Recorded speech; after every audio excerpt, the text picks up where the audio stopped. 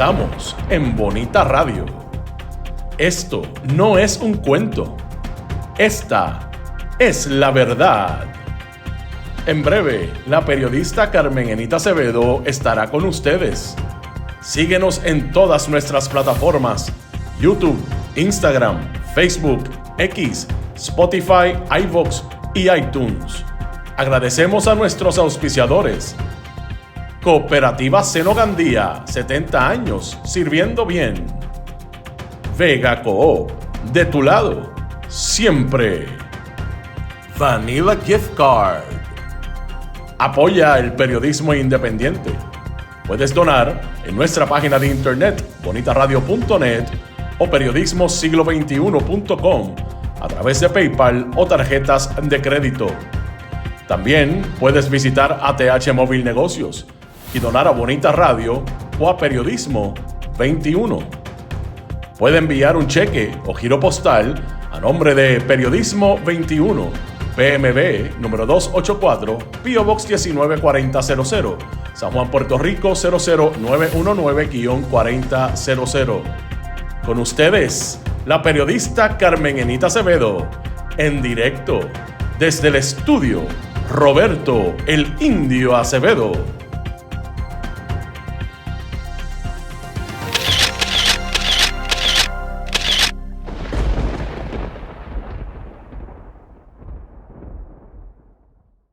Seguimos aquí. Buenos días, soy Carmen Enita Acevedo, son las 8:10 de la mañana del 2 de marzo. Empezamos el tercer mes del año del 2026. Esta mañana vamos a hablar de lo que indiscutiblemente se convierte en noticia para comentar y analizar el bombardeo de Israel y Estados Unidos a Irán desde el pasado sábado. Y que al día de hoy hay 153 personas muertas en Irán, entre ellas sobre 50 niños y niñas, cuando bombardearon el sábado una escuela al sur de Irán. 3 soldados estadounidenses muertos después del contraataque de Irán. Vamos a hablar un poco sobre eso, lo que en medio de ese asunto el pasado sábado ha dicho Susan Sarandon cuando la premiaron con un Goya en España, y lo que ha pasado en Puerto Rico con la censura previa. Nada es casualidad. Lo que no le publicaron al doctor Fernando Cavadillas en un periódico de circulación tradicional, y todo se conecta. ¿Cuáles son las verdaderas fuentes de dominio que se establecen hoy desde Estados Unidos y que no deja fuera a Puerto Rico? Lo que está pasando con Ciary Pérez Peña, que básicamente estamos en el mismo punto de toda la información que ha surgido, que insisten los colegas que han investigado el asunto desde el día 1 en traer más información coherente, y el gobierno de Jennifer González insiste en que va a esperar al Departamento de Justicia. Nada pasa, y hoy están todos y todas, incluidos Ciary Pérez Peña, celebrando la ciudadanía, porque hoy es el Día de la Ciudadanía, un feriado que instituyó la administración de Ricardo Rosselló Nevares, Tomás Rivera Chats y Carlos Johnny Méndez, como un día feriado. Ciudadanía estadounidense, obviamente. Y vamos a entrar en el tema de cómo la pelea entre Jennifer González y Tomás Rivera Chats le costó 3 proyectos de administración, 2 proyectos de administración realmente, porque uno se radicó tanto en el Senado como en la Cámara. Son 2 proyectos. Así que vamos a eso, pero antes voy a ustedes. Gracias por estar y por cuadrar nuestro mes, pero sobre todo por darnos la posibilidad de seguir aumentando la capacidad económica. El pasado mes de febrero lo logramos, así es que vamos a insistir en que este mes también lo hagamos. Recuerden que siempre pueden donar a nuestro proyecto a través de este chat cuando estemos en vivo. Importante, ¿quiénes están por ahí? Por ahí llegó Norberto Cancel primero. Saludos, Norberto. Ariel Cartagena, está Iber Grajales desde Bayamón, Ilka Hernández, Berenique, Vivian López Pérez, Tito Crespo y FIFA, Luz Díaz desde Winter Garden, Carolyn Miranda, Iris Minerva Elías desde Michigan. ¡Ay, qué frío! Irving Maldonado, gracias Irving por estar por ahí. Hilda Rodríguez, Carmen Dávila, Madeline Rivera, Maribel Santiago, María Isabel, Sandra Infanzón, Gaminario, Mildred Lozada, Delia Martínez, está Olga Inés siempre, Heidi Ramírez desde Michigan. Heidi, ¿tienes otra persona desde Michigan o es familia tuya? Yo siempre perdía. Edgar García, Ed Méndez, Irmita Vivaldi. Ave María, Irmita está ahí que dormida. Levántate que esto empieza. Saludos. Rita Guzmán, Ana Rosado, Rivera desde Calley, Ilka Hernández. Está por ahí también Javier Jiménez, W. Teresa, Nicolás Ortiz, María Judith Colón, Marcia Santiago, Bodrogo, Tito Moud, Víctor Lozano, Gillo, Milagro Fontán. Gracias, Milagro, nos llegó tu aportación. Luis Matías Meléndez, Tati Pérez, Chacadaus, Vivian López, Carmen Doris Pagán. Saludos, amigas. ¿Ya te hicieron el hígado? Me vi que estaban ahí pidiendo un hígado encebollado, tan bueno que es. Aixel Camilo, Mayagüez también está por ahí, JG, Ilka Hernández, W. Teresa, gracias por tu aportación, Luis Matos y todos los demás. Carlos Monilla, pero no es aquel Gayuya, Miguel Rivera. Bueno, desde Pensilvania, Miguel también está por ahí. Qué bueno que están por ahí todos y todas. Miren, el asunto de Irán no nos toma de sorpresa porque sabíamos que el presidente Donald Trump estaba buscando dentro, a nivel doméstico estadounidense, una excusa para que se dejara de hablar del asunto de los archivos Epstein. Yo creo que no se va a dejar de hablar de los archivos Epstein, de todo lo que supone esta segunda tirada, que no solamente hay contenidos que están limitados o borrados por parte del gobierno de Estados Unidos y el Departamento de Justicia de Pam Bondi, sino que han salido más informaciones que con la ayuda de las víctimas se ha podido aclarar mucho de lo que dice ahí en esos documentos. Que las víctimas todavía reclaman que en esta segunda fase no necesariamente se está trayendo toda la información que ya saben que están en esos archivos, sino que también se colocó a las víctimas que no habían salido porque no están listas para manejar el asunto público de ir a denunciar a sus agresores. Y se reveló muchos de sus rostros, las fotos, las fotografías y los nombres de estas mujeres. Esa segunda fase es dura para Donald Trump y todos aquellos poderosos en el mundo entero que participaron de esa red. Pero sobre todo para Donald Trump, que sabemos que incluso hay ahí contenido que habla de la violación a una niña de 13 años, que tampoco el Departamento de Justicia ni el FBI quieren hacer nada con ese asunto. Así es que el sábado nos levantamos con la información de que Estados Unidos e Israel, Netanyahu y Donald Trump, invadieron, bueno, realmente no invadieron, bombardearon Irán. Para empezar, yo quiero establecer que independientemente de lo que usted piense del régimen que en efecto tiene Irán, lo que hemos hablado paralelamente con relación a Venezuela, que obviamente allí hay unas críticas puntuales con relación a la violación de derechos humanos, a la violación de derechos civiles, etc. Aquí lo importante es de plano establecer que Estados Unidos está invadiendo o bombardeando, en este caso, invadió Venezuela, e Israel exactamente lo mismo, por unas supuestas razones que en este momento también está siendo cuestionadas porque acabamos de publicar una información de la agencia de noticias británica Reuters que establece que lo que dijo el presidente Donald Trump, e incluso repitió en un mensaje ayer a la nación, sobre que supuestamente habían tenido que atacar porque Irán iba a atacar a Estados Unidos, no es cierto. Y que estamos hablando de que ese régimen que se establece en Irán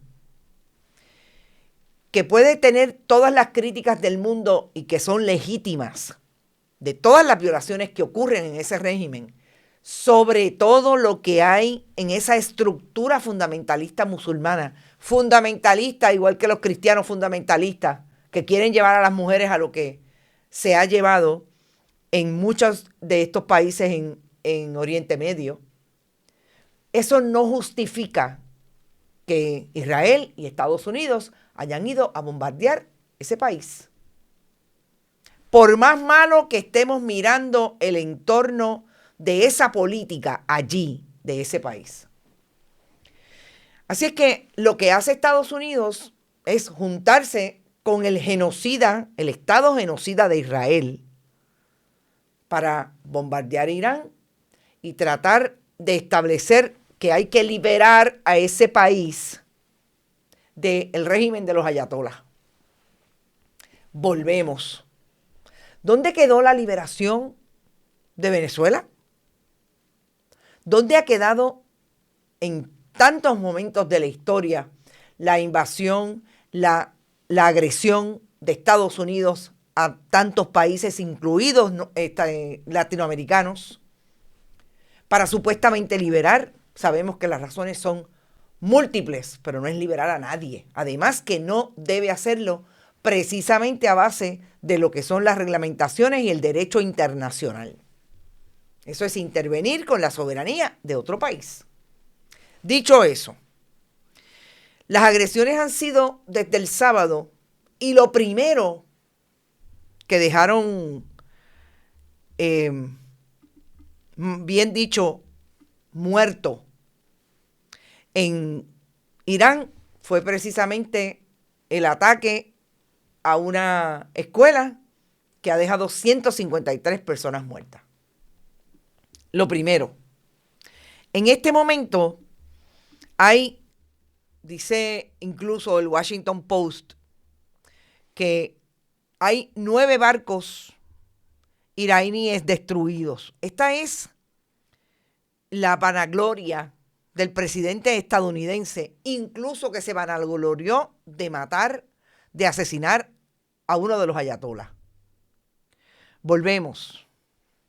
Estamos viendo cómo Estados Unidos se reproduce desde su política exterior, como si hablar de la destrucción de los barcos iraníes, pero sobre todo de la muerte del ayatolá, sea parte de lo que tiene que hacer un país en este momento, como si estuviera jugando, en efecto, a través de un juego digital, de un videojuego.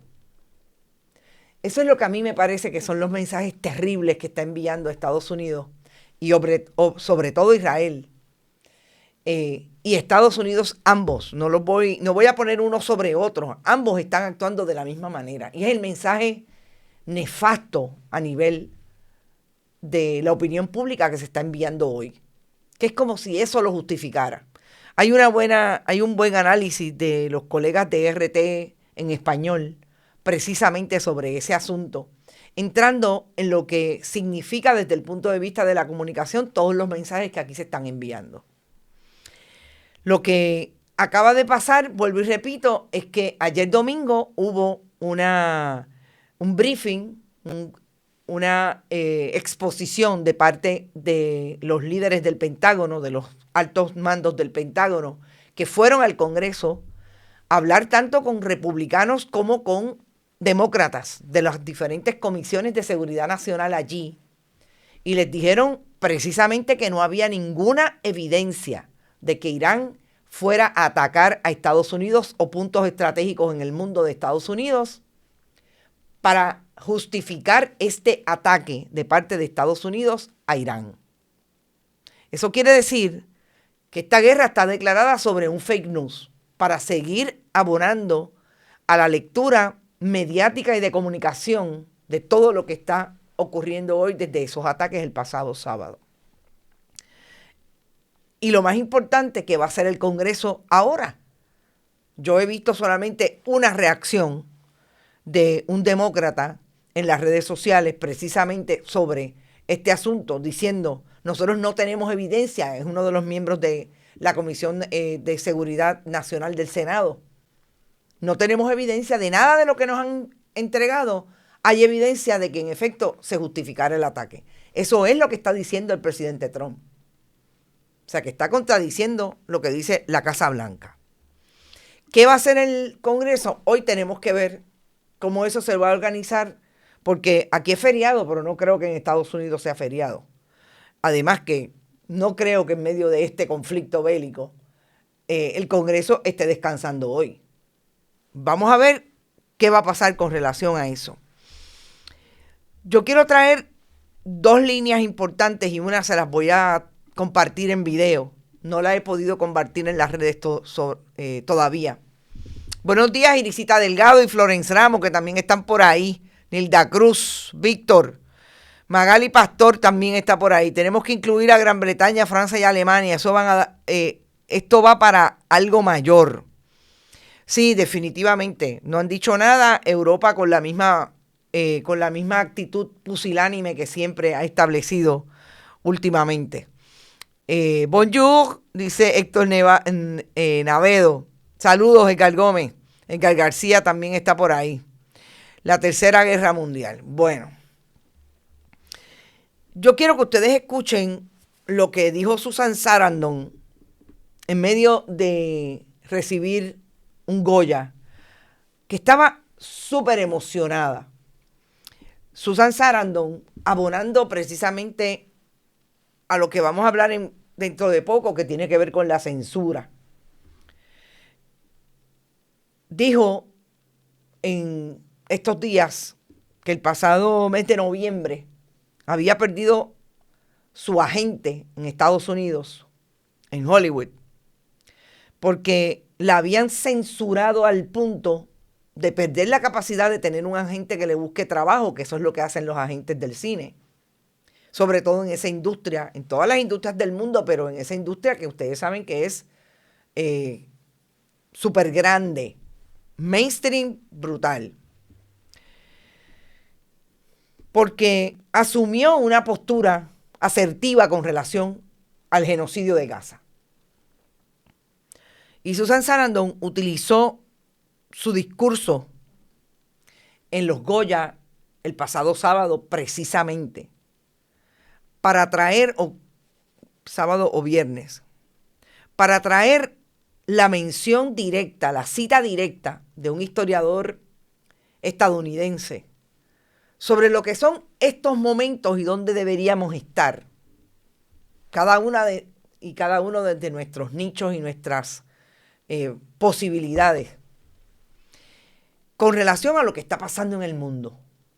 Y yo creo que es el mejor momento para traer desde un intelectual estadounidense lo que representa cada persona o lo que debería representar cada persona en este momento de un conflicto global de la naturaleza que lo tenemos, de el momento más difícil para los gazatíes, de ese genocidio que se perpetró y se sigue perpetrando desde Israel, y lo que debería ocurrir con las personas estadounidenses, por lo menos desde la visión que ella tiene, y que me pareció genial que lo trajera desde el pensamiento de un intelectual estadounidense.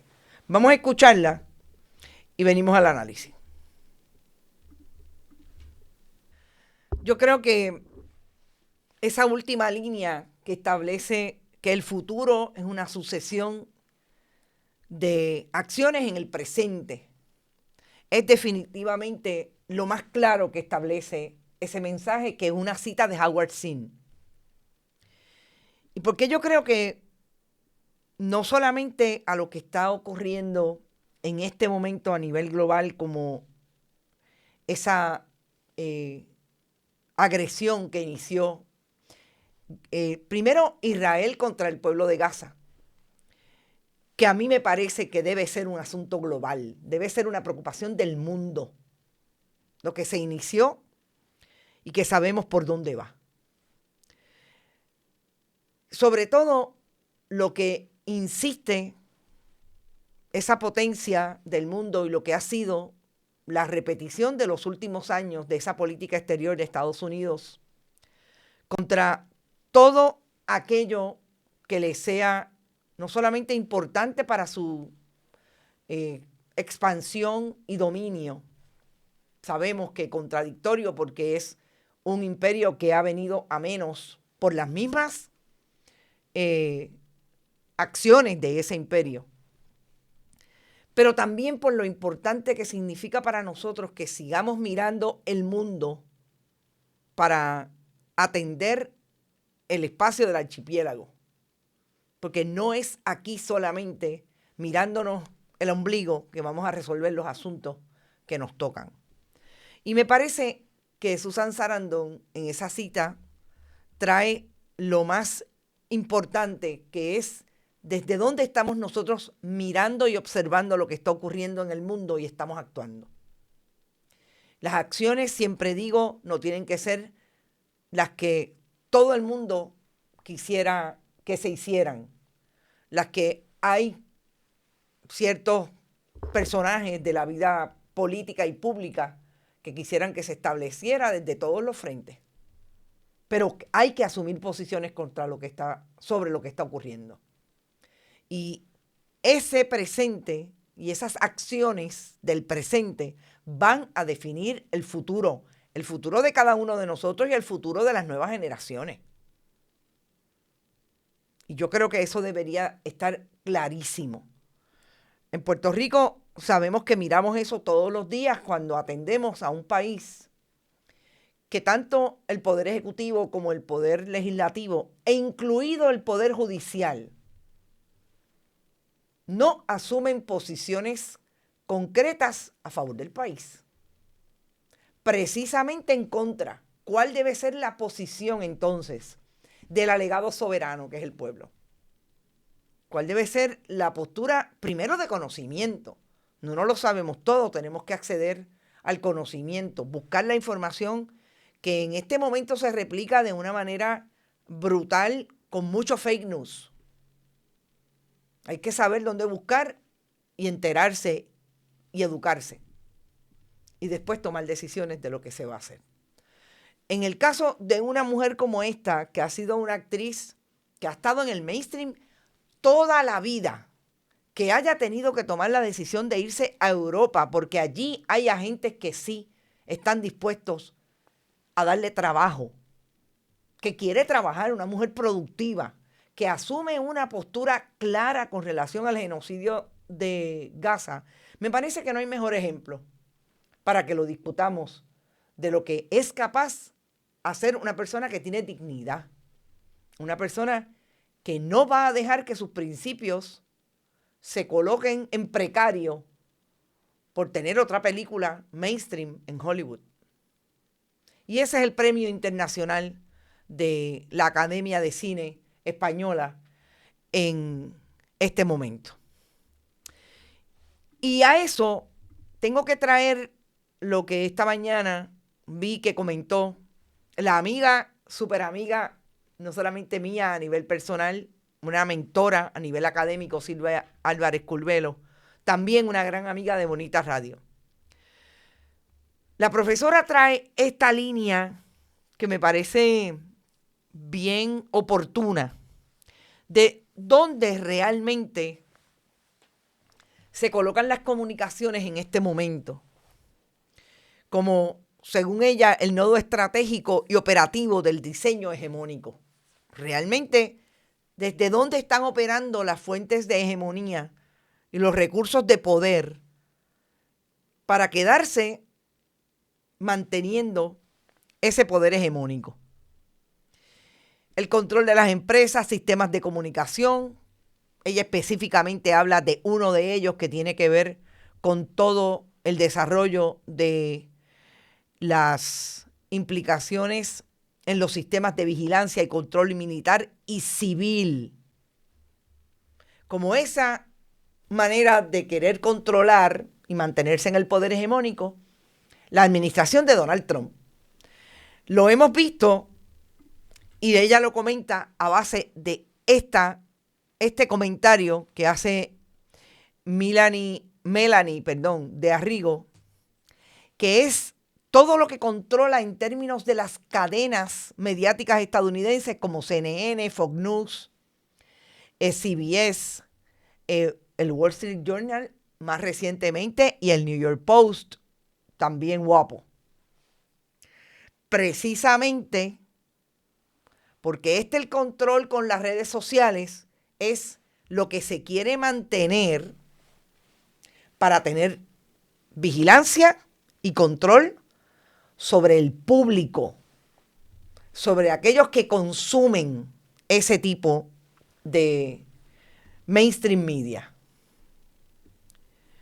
Cuando yo vi este comentario que precisamente apunta a lo que nosotros hacemos todos los días, que tiene que ver con cómo desarrollamos un proyecto de comunicación que impacte a nuestras audiencias, que le den capacidad de estar informados, que tenga un tono como el que nosotros siempre hemos querido establecer acá, crítico, de cuestionamiento, de denuncia incluso, de dónde están los poderes en Puerto Rico haciendo qué, para que se mantenga este nivel de pasividad que pretenden que se mantenga para seguir ganando elecciones, etcétera, etcétera.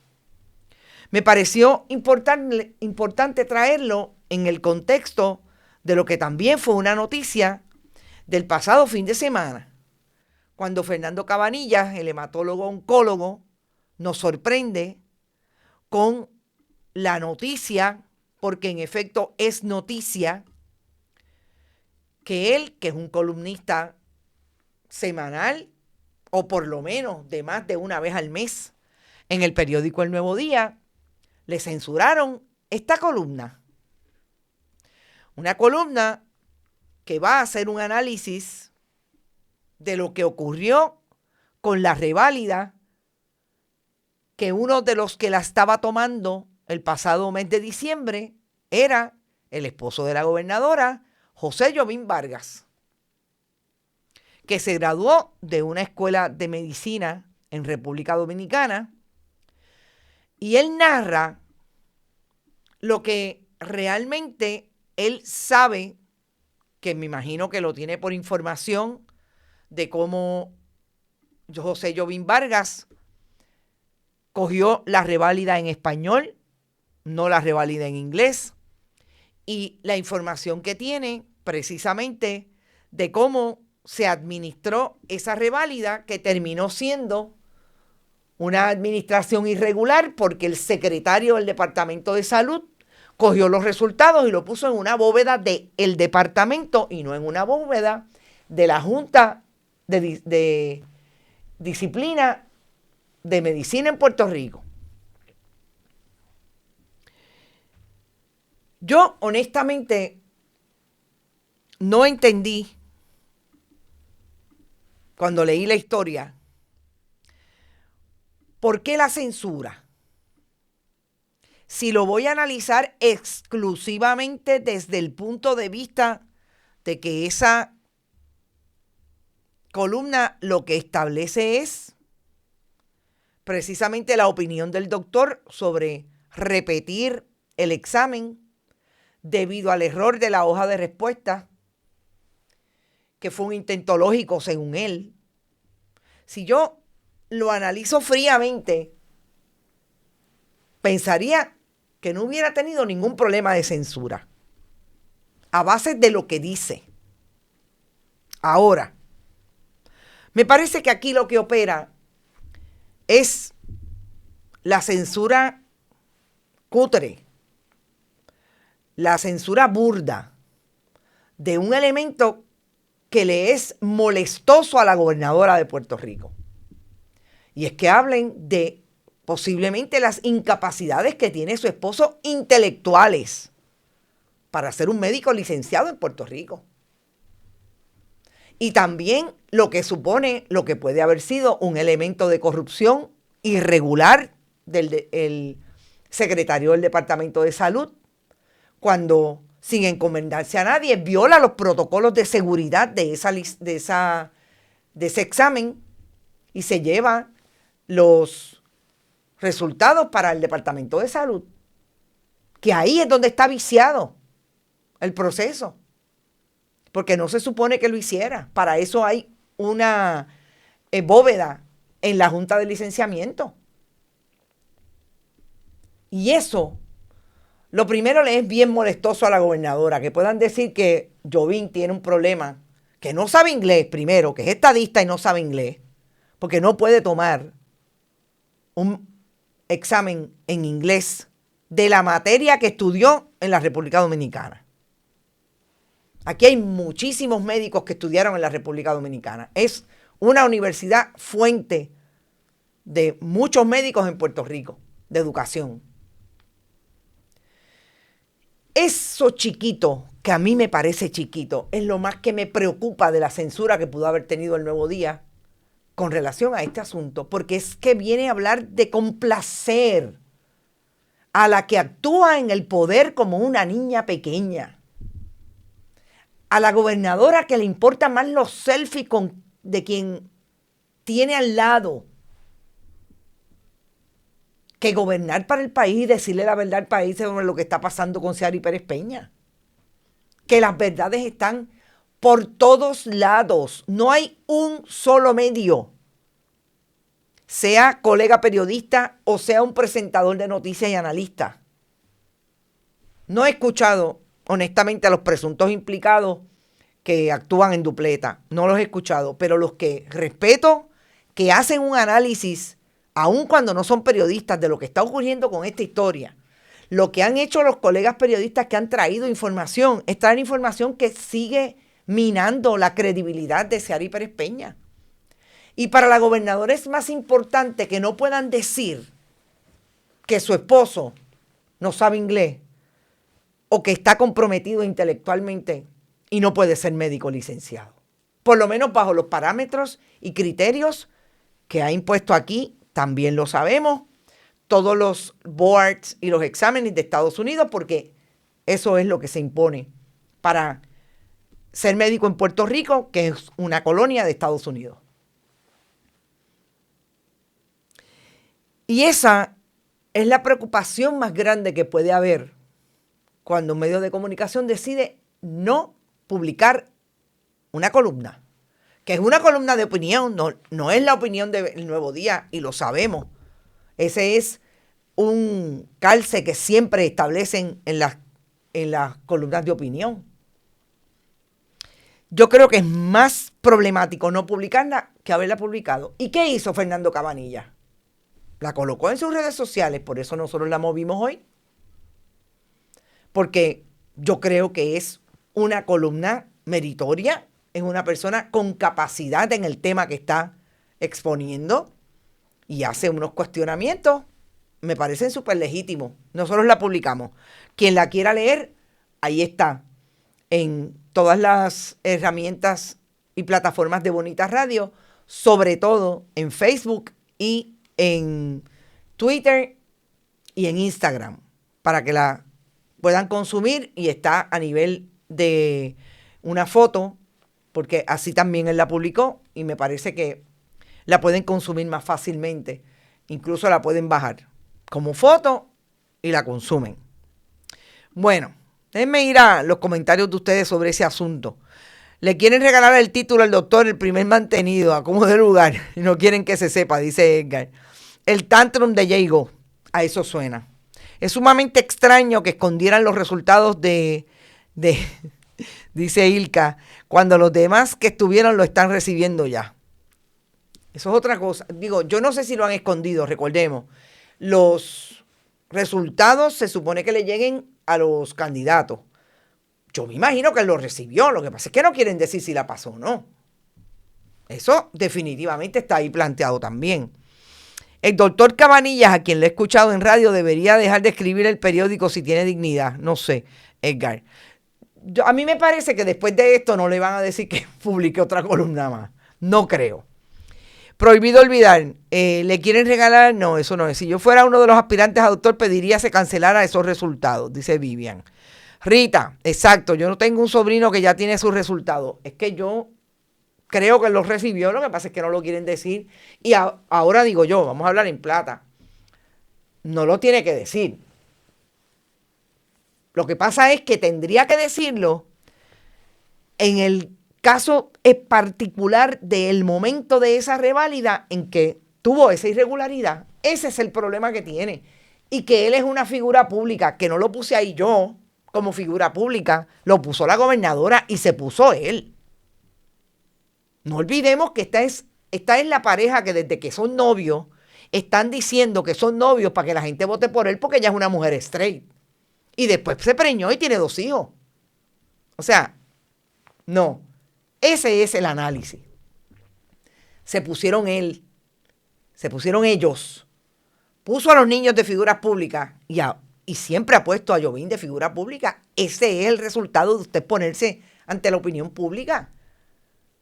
Miren, aquí hubo un esposo de una gobernadora, de la primera gobernadora de Puerto Rico, Sila María Calderón, que usted no lo veía por ahí haciendo intervenciones en medios tradicionales, que en aquel momento no necesariamente estaban tan álgidos los medios alternativos o redes sociales. Nunca. Pues Jovín se puso ahí, ahora que se atenga. Creo que el primer mantenido no la pasó, dice Edgar. Los domingos lo primero que leo en ese periódico es esa columna. Cuando no la vi se lo comenté a mi esposo, dice Ivette. Yo creo, Ivette, que esta es la última, ¿sabes? Delia, si lo hubiera pasado lo dirían rapidito. Hago una apuesta. ¿La pasó? Dice Sandro Infantón. Vamos a apostar. Yo digo que no la pasó. ¿Sería que ya la pasó y están preparando una fiesta a nivel para tirar las puertas por la ventana? Ay, Dios mío, ustedes son terribles. Ok, vamos a Ciary Pérez Peña. Acabo de adelantar algo de lo que iba a comentar con ustedes. Yo creo que el asunto de Ciary Pérez Peña, todos los días nos levantamos con una intervención distinta. Ya dije, de algunos colegas periodistas, de la colega Bárbara Figueroa, que es la primera que atiende esta noticia. En Los Datos son los datos. Y obviamente Jay hace intervenciones con ella y traen información, incluso documentos.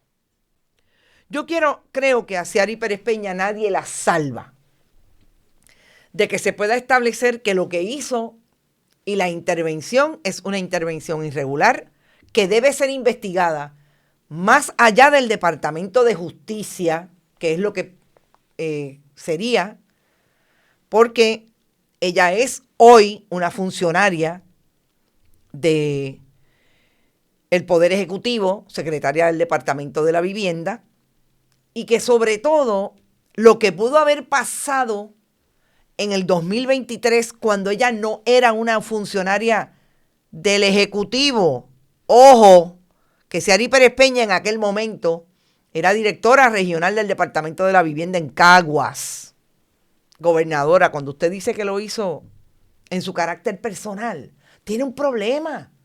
Porque lo que haga Yuyo Pérez hoy, que trabaja en el Departamento de la Vivienda, incide en sus labores de todos los días. No puede dejar de hacerlo para la secretaria de la Vivienda. Eso, entonces, nos pone otra capa más problemática. Recordemos que ella era funcionaria pública. En el 2023 no creo que estaba en Caguas en vivienda, en donde peor estaba. Era dirigiendo una región en Puerto Rico para la oficina de la comisionada residente, que era lo que era Jennifer González en aquel momento. Así es que volvemos. Tenía un negocio privado y era funcionaria pública. ¿Qué va a pasar? Vuelvo y digo, no lo sabemos. La secretaria del Departamento de Justicia tiene el caso y dice que en 2 semanas baja. Quizás la segunda semana de marzo. Empezó marzo ayer. Esta es la primera. Esperemos que la semana que viene, que será viernes, preparémonos, será lo más tarde posible, un viernes a las 7 de la noche o a las 6 de la tarde, porque así son, para tratar de que no sea noticia. No creo que Ciary Pérez Peña deje de ser noticia. Si no le piden la renuncia, si no resuelven a nivel de investigación, no creo que deje de ser noticia hasta el último día que esté en el Departamento de la Vivienda. Vamos a lo que pasó el viernes, que tengo que decir que me llamó la atención exclusivamente por la manera en que se trató de proteger Tomás Rivera Chats cuando le tumbó 2 proyectos a la gobernadora. Proyectos de administración.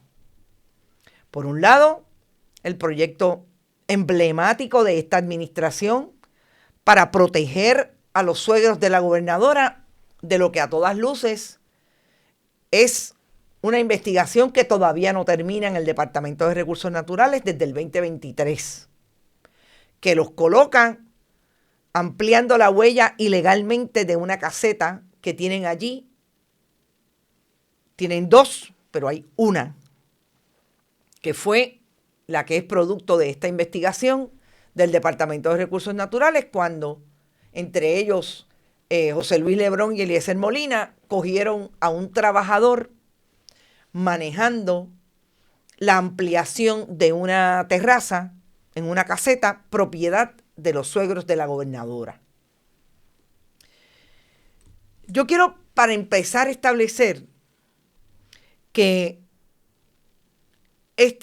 la discusión del caso de La Parguera era problemática para Jennifer González precisamente porque en medio de todo lo que está ocurriendo con los bienes de dominio público, ese fue su primer proyecto de administración. Que cuando Jennifer González trajo ese proyecto, lo trajo después de traer, en el momento en que nombra a el secretario del Departamento de Recursos Naturales, Quiles, una orden ejecutiva para tratar de desde ahí tirarle la toalla a lo que son las casetas de sus suegros, que son 2, y en un momento manejar desde esa orden ejecutiva todo a nivel retroactivo.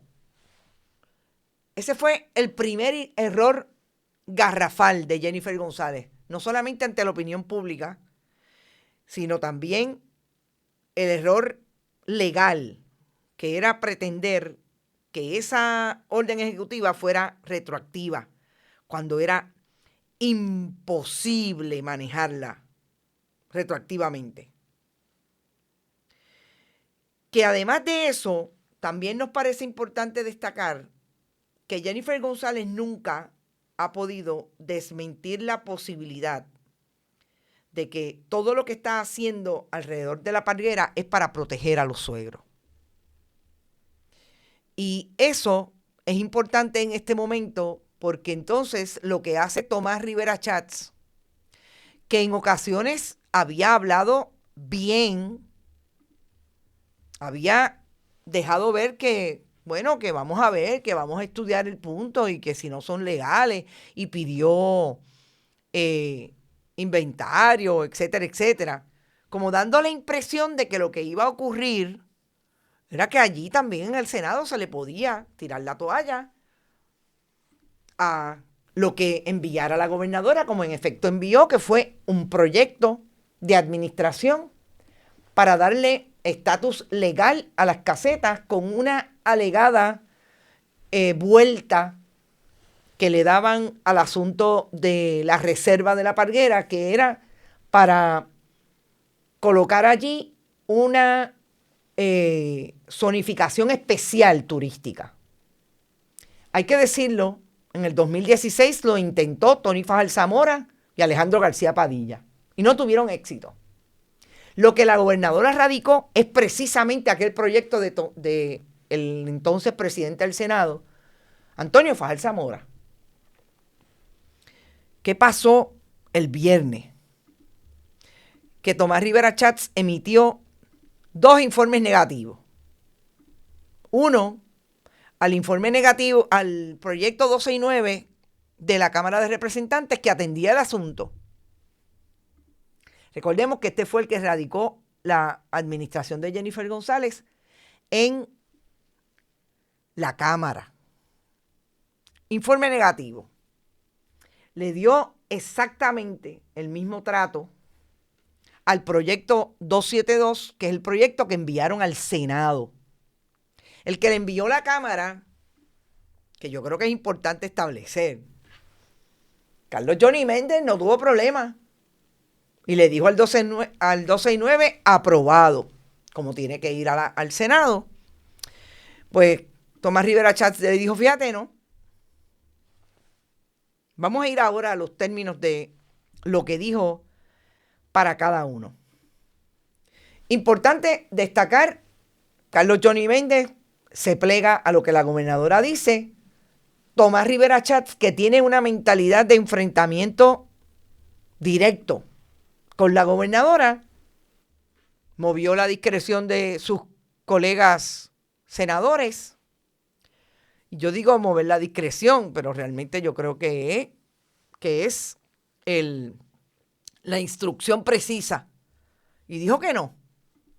Y le emitió un informe negativo a la gobernadora sobre el proyecto. Primero, que a mí me parece importante establecer que todos los que fueron del orden ejecutivo,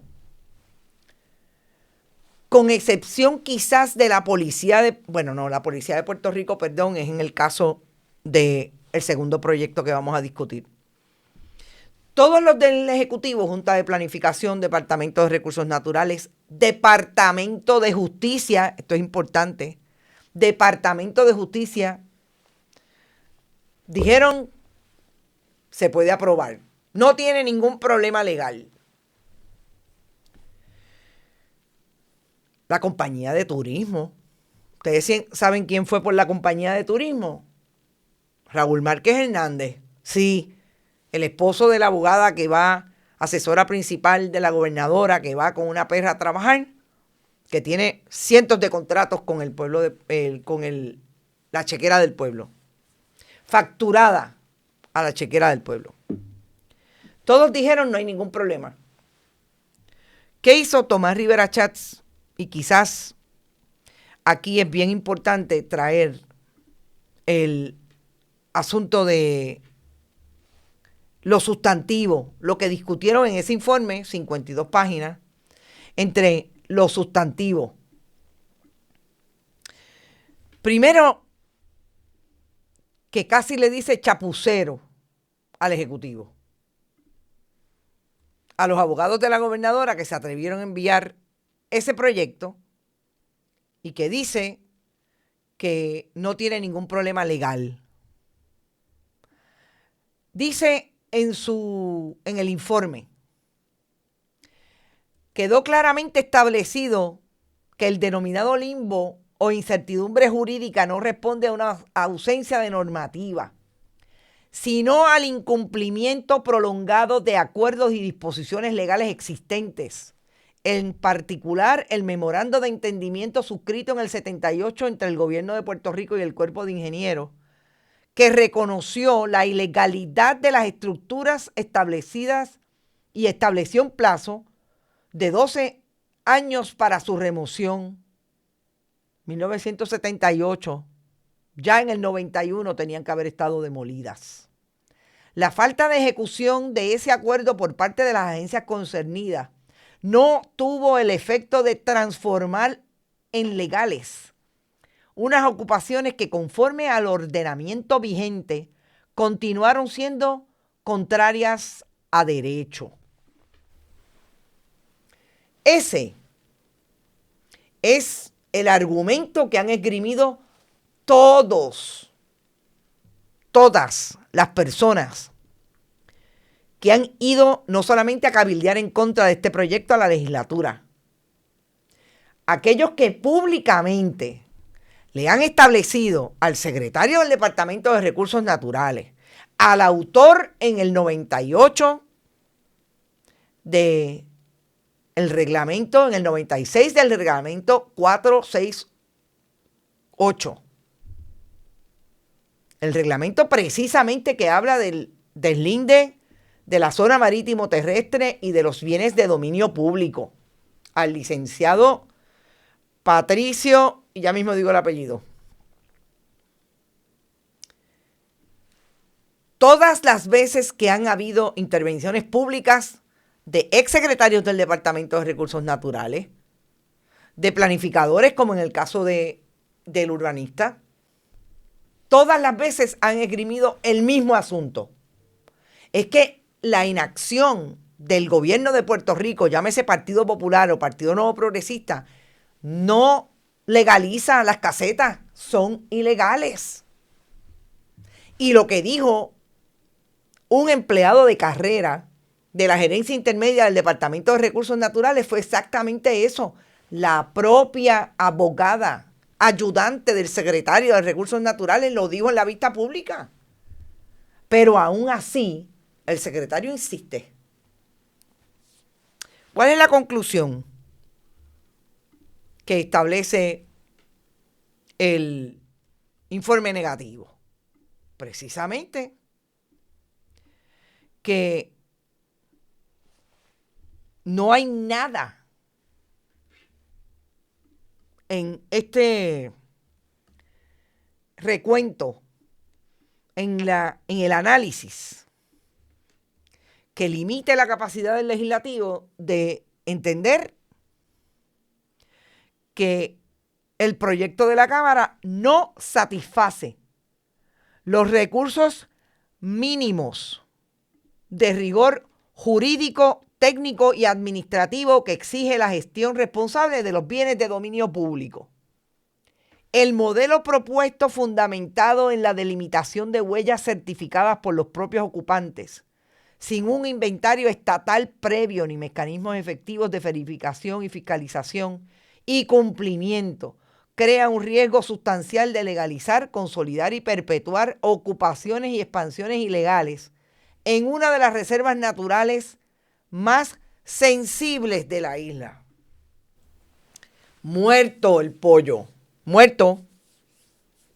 Ahora, alguien me preguntaba ayer, ¿y qué tú crees de lo que hizo Tomás Rivera Schatz? Yo creo que eso era lo que tenía que hacer la legislatura.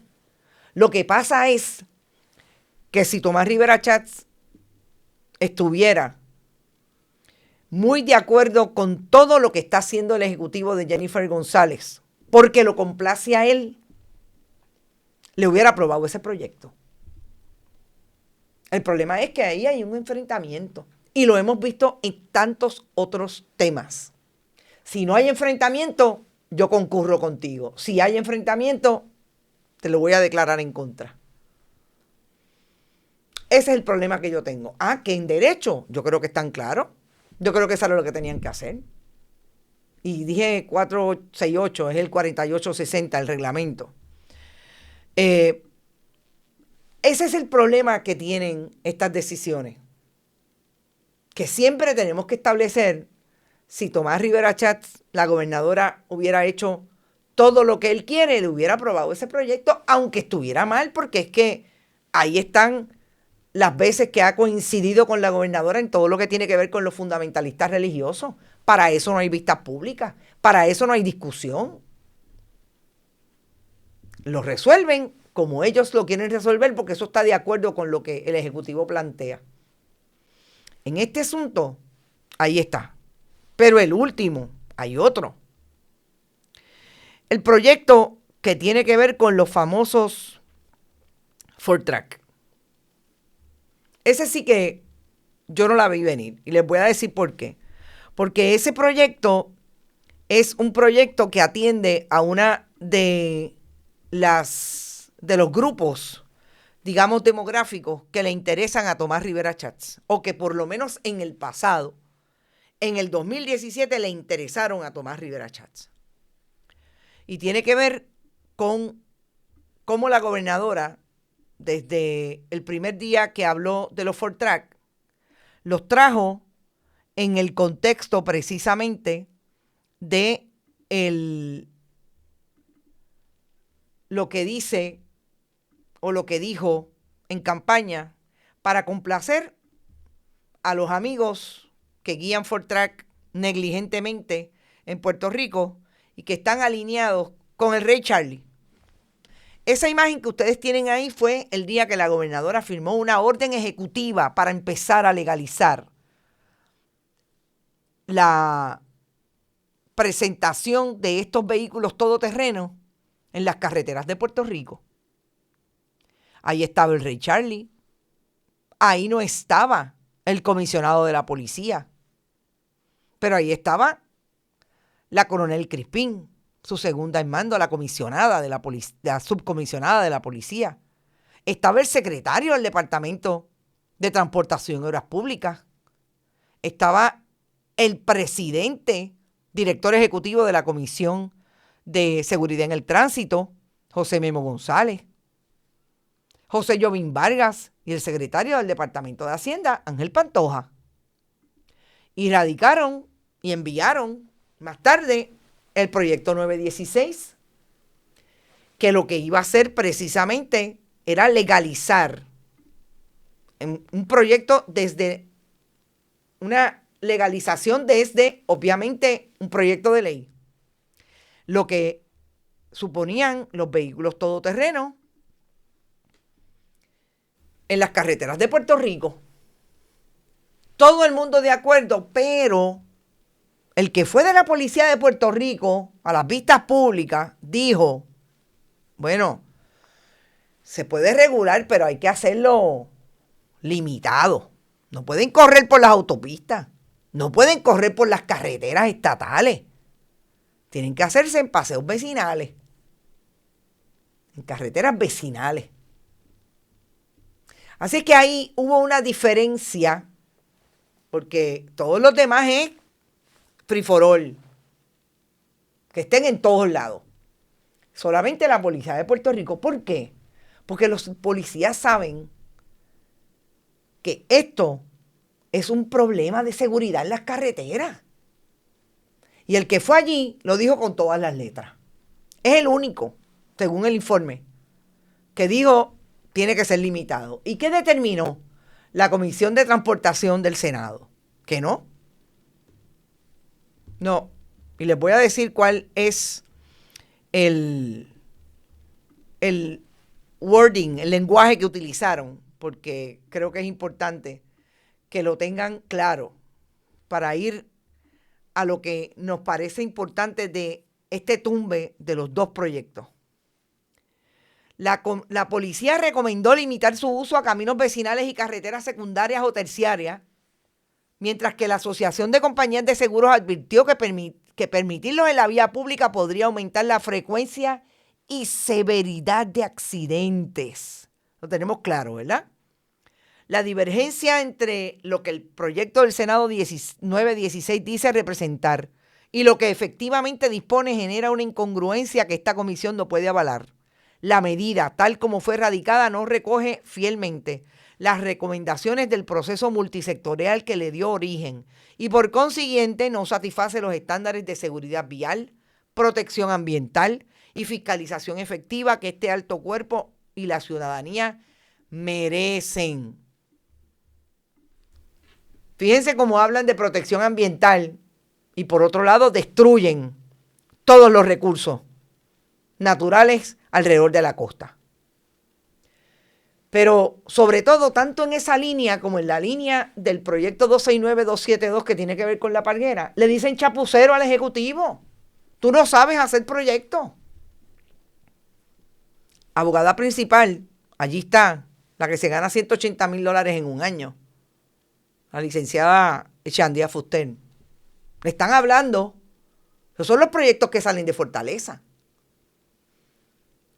Y yo creo que tanto en este como en el de la Parguera dicen que técnicamente no satisfacen. Claro, yo creo que el de la Parguera es más difícil de arreglar, mucho más difícil porque es que ahí no hay manera de satisfacer ese proyecto para que pase.